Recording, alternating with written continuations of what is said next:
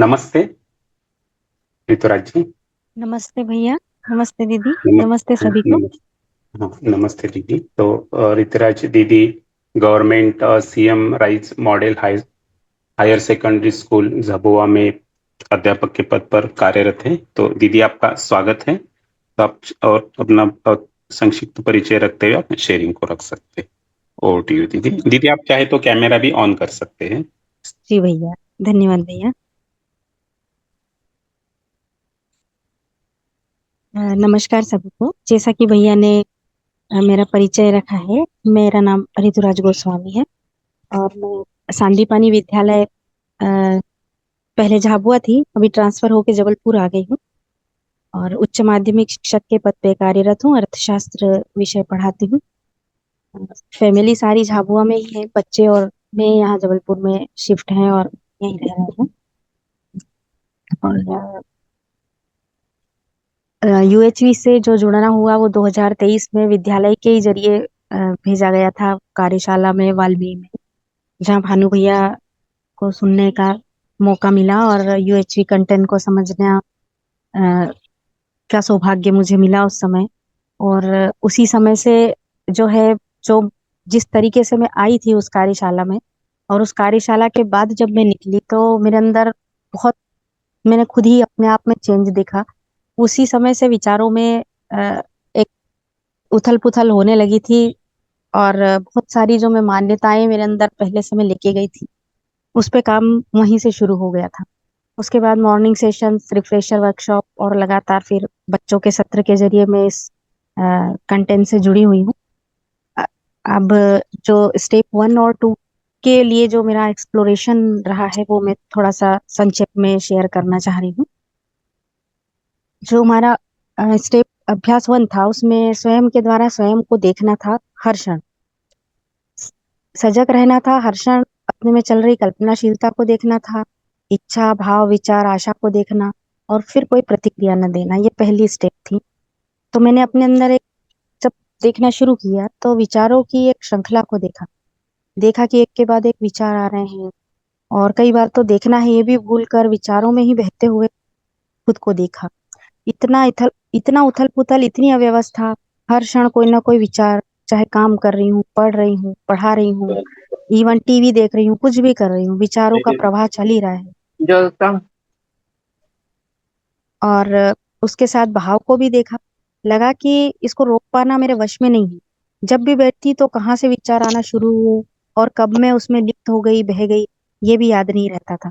कल्पनाशीलता को देखना है, ये भी याद नहीं रहता था। कभी कभी ब्लैंक भी लगा, कुछ नहीं दिख रहा, लेकिन फिर ध्यान से देखने पे लगा कि ब्लैंक नहीं था, विचार तो अब भी चल ही रहा है, दिख नहीं रहा था। दूसरी स्टेप में ये चेक करना था कि जो भाव है वो आपको सहज स्वीकार है, नहीं है या नहीं है।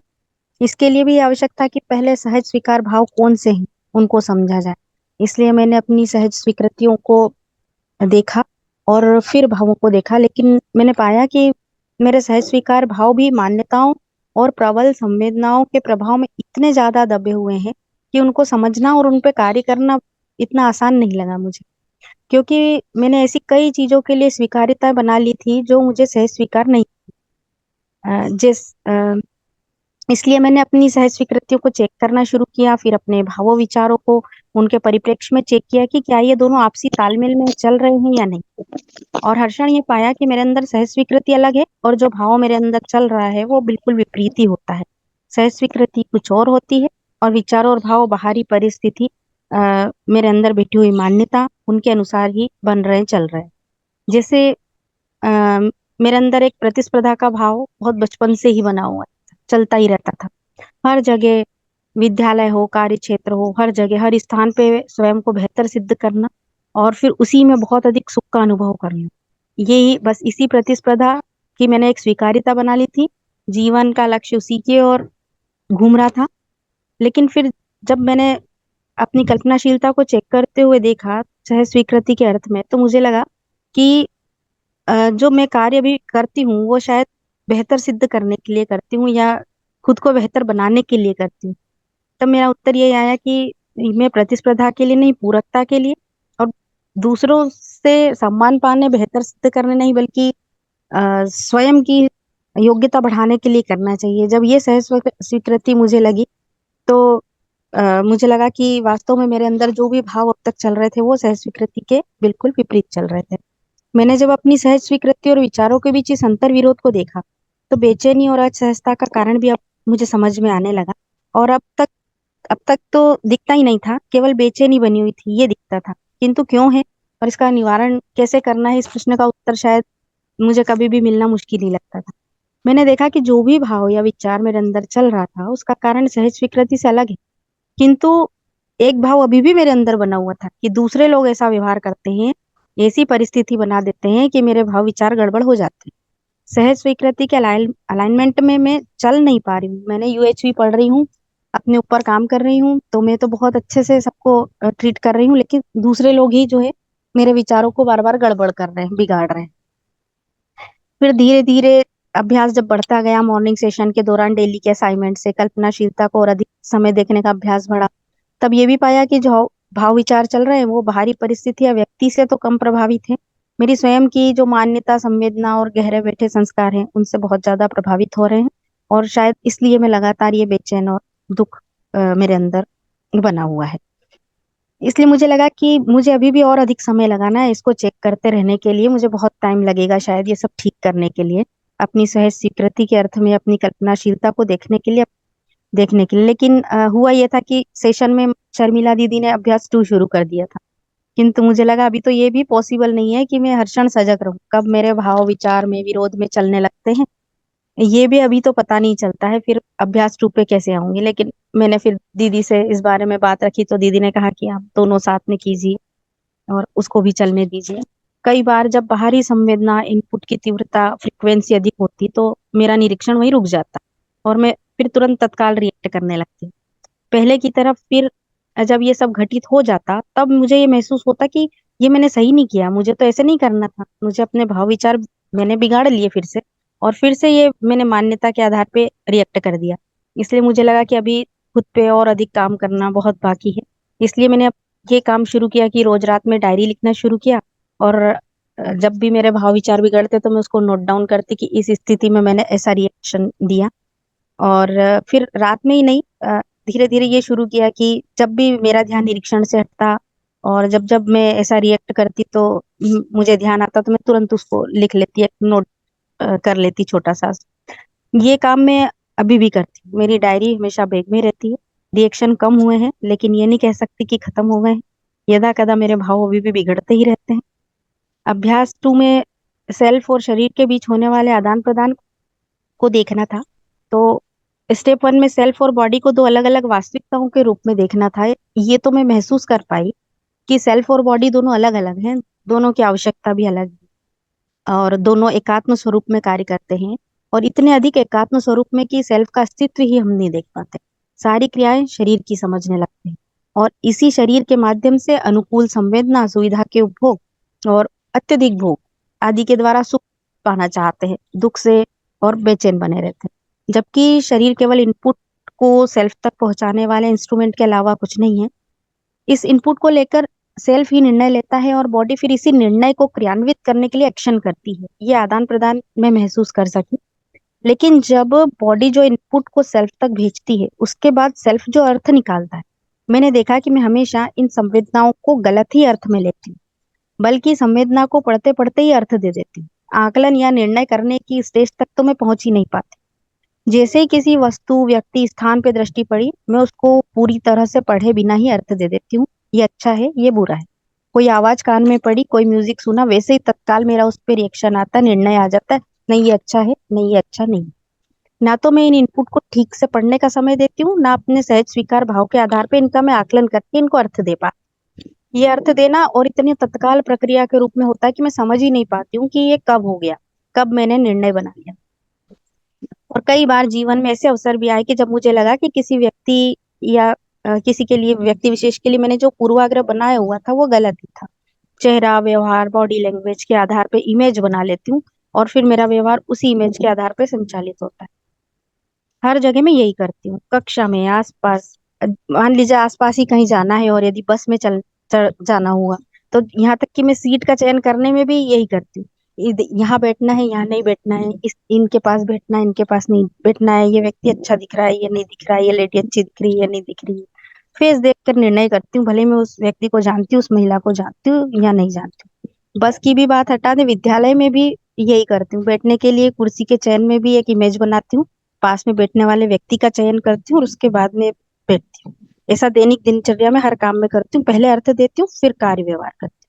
मैंने ये भी पाया कि मैंने बच्चों के लिए भी ऐसे ही कर रखा है, अपने विद्यार्थियों के लिए भी ऐसे ही कर रखा है, इमेज बना ली है।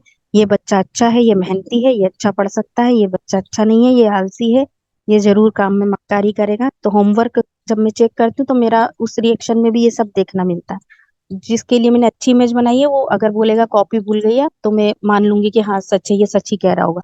और जो बच्चा नहीं करके लाता है, जिसके लिए मेरा ऐसा सोच है, तो वो अगर कॉपी नहीं लाया तो मेरे मन में ये जरूर भाव चलता है उसके लिए कि ये बहाना बना रहा है। तो इस तरीके से मैंने ये चेक किया हर एक छोटी छोटी चीज में कि मैं पहले अर्थ देती हूँ और उसके बाद में निर्णय लेती हूँ। और ये जो मेरा अर्थ देना होता है, ये बाहरी चेहरे व्यवहार, बॉडी लैंग्वेज और बाहरी संवेदनाओं के आधार पे होता है। और मुझे यही लगता है अभी कि मुझे अभी इस चरण पे और अधिक कार्य करना बहुत बाकी है।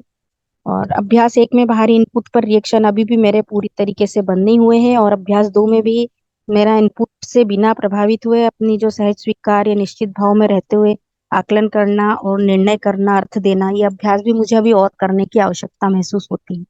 मेरी यात्रा ये अभी जारी है और मुझे लगता है लंबा समय लगेगा, चलती रहेगी। लेकिन हाँ, यूएचवी मॉर्निंग सेशन के द्वारा मेरी सजगता बढ़ गई। मैं अपनी कल्पनाशीलता को देखने की और सजगता में बढ़ोतरी हुई है, सहज स्वीकार भावों को पहचान पाई हूँ, सेल्फ और बॉडी की परस्पर पूरकता और जो इंटर रिएक्शंस है वो उसको समझने लगी हूँ। इतना काम मैं भी स्वयं पे कर चुकी हूँ।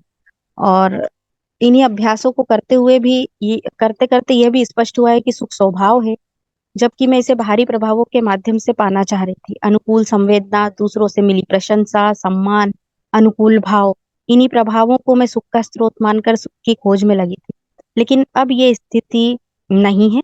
ये दिखाई देता है कि सुख स्वभाव है, जो स्वयं के भावों को व्यवस्थित करके ही मुझे मिल सकता है, ना कि बाहरी प्रभावों या माध्यमों से। इसके लिए मैं निरंतर अपने भावों, इच्छा, विचार, आशा आदि के लिए सजग बने रहने का प्रयास कर रही हूँ। ये निसंदेह एक अभ्यास साध्य कार्य है, और जब तक ये आदत में नहीं आ जाएगा तब तक पुरानी मान्यता, आवेश, संवेदना हावी होते ही रहेंगे।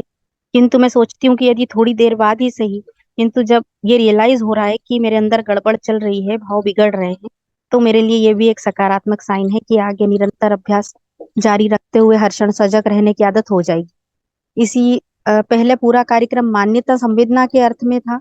अब स्थिति यह है कि शरीर और सेल्फ के को एग्जिस्टेंस को देखते हुए अधिकतर समय सेल्फ के प्रति मेरे अंदर सजगता बन रही है। और इसी अभ्यास और प्रयास को मैं निरंतर जारी रखे हुए हूँ, निरंतर चल रहा है। स्वयं से शुरुआत की है, स्वयं पर काम करते हुए कुछ परिवर्तन और प्रभाव अब परिवार में भी दिखने लगा है, मेरे कार्य व्यवहार में दिखने लगा है, मेरे संबंधों में दिखने लगा है परिवार के साथ। और प्रयास है कि अपनी भागीदारी को मैं समाज तक एक्सटेंड कर सकूं। एक शिक्षक के रूप में सत्र लेते हुए यदि मैं 40 बच्चों में से 10 बच्चों को भी अपनी बात सही रूप में पहुंचा पाई, उनके अंदर एक्सप्लोरेशन की प्रक्रिया स्टार्ट करवा पाई, तो इसको मैं अपनी सकारात्मक भागीदारी मानूंगी समाज के लिए। बस दीदी, मेरा ये स्वमूल्यांकन था जो मैंने आप सभी के साथ साझा किया है। और धन्यवाद शर्मिला दीदी को, धन्यवाद सभी को, और शर्मिला दीदी को विशेष धन्यवाद। इस बैच के प्रत्येक सेशन में उनके द्वारा बहुत ही बहुमूल्य मार्गदर्शन मिला है, जिससे जीवन में मेरे आगे की राह मिली है। मुझे मेरे जीवन का लक्ष्य समझ में आया है, जीवन का ध्येय समझ में आया है। बहुत बहुत धन्यवाद दीदी। नमस्कार, नमस्कार सभी को। जी, धन्यवाद दीदी, बहुत ही सुंदर प्रस्तुति रही। तो अभी मैं शर्मिला दीदी को आमंत्रित करता हूँ कि दीदी हमें गाइड करें। जी नमस्ते। नमस्ते ऋतुराज जी। नमस्ते दीदी। बहुत ही बढ़िया आपकी शेयरिंग रही, बहुत अच्छे से आप अपने अंदर काम कर रहे हैं। धन्यवाद बहुत दीदी। ही डिटेल्स आपने दिए। ये आपकी पहली शेयरिंग थी क्या? दीदी, जुड़ी तो मैं 10वीं बैच से हूँ, लेकिन शेयरिंग पहली बार है ये। हाँ वही, मैंने आपको पहले नहीं सुना, तो बहुत अच्छा लगा। बहुत सारा काम आपने अपने अंदर किया ही है। जैसा कि आपने कहा कि जो पहला स्टेप है वो समझिए लाइफ लॉन्ग का स्टेप है। जी क्योंकि दीदी। जब हम बात करते हैं अपने अंदर देखने की, सजग रहने की, तो कभी-कभी तो बहुत सारे बार हम देख सकते हैं, हम कर पाते हैं। जब बात हर्षण करने की आती है, वहाँ थोड़ा-सा कठिनाई लगती है और उसमें समय लगेगा। बट एटलीस्ट ये दिख गया कि ये करने का काम है और इसको करना आवश्यक है मेरे लिए। तो जैसे-जैसे हम उस पर काम करना शुरू करते हैं, तो अपने अंदर आराम की स्थिति भी बढ़ती जाती है। जैसा कि आपको दिखा और आपने बहुत अच्छे उदाहरण लिए कि जैसे पहले कैसे हम सम्मान के लिए कुछ करते थे और अब करने का काम है इसलिए करते हैं, है ना? पहले दूसरे से भाव पाने के लिए करते थे, लेकिन अब क्योंकि ये करने लायक काम है, अपनी योग्यता बढ़ाने के लिए करते हैं। तो ऐसे करके बहुत सारे जो आपने छोटे-छोटे उदाहरण दिए, उनसे ध्यान गया कि बहुत सारा काम आपने अपने अंदर किया है और मुझे लगता है इससे बहुत सारा लाभ बाकी लोगों को भी हुआ होगा, जिन्होंने आपकी शेयरिंग सुनी। आपकी भागीदारी उसमें है क्या भोपाल के प्रोग्राम्स में? दीदी सेशंस अटेंड किए हैं और अभी संभाग के ग्रुप में जुड़ी हूँ, तो पीपीटीज वगैरह के लिए कॉलिंग वगैरह का काम कर रही हूँ। बढ़िया है, बहुत अच्छा। जैसे-जैसे आपका उसमें योग्यता बढ़ेगी तो आप और कामों में भी उसमें भाग ले सकते हैं। तो बहुत बढ़िया, बहुत-बहुत बधाई, बहुत शुभकामना आपको। धन्यवाद दीदी, बहुत बहुत धन्यवाद। जी, धन्यवाद दीदी।